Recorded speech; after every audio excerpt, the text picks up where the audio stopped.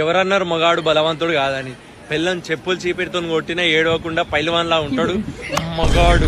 ఎవరన్నారు మగాడికి ఓపిక ఉండదని? పెళ్ళం షాపింగ్ వెళ్ళినప్పుడు ట్రయల్ రూమ్ ముంగట గంటలు గంటలు ఓపికగా వెయిటింగ్ చేస్తాడు మగాడు. ఎవరన్నారు మగాడికి ఎమోషన్స్ ఉండయని?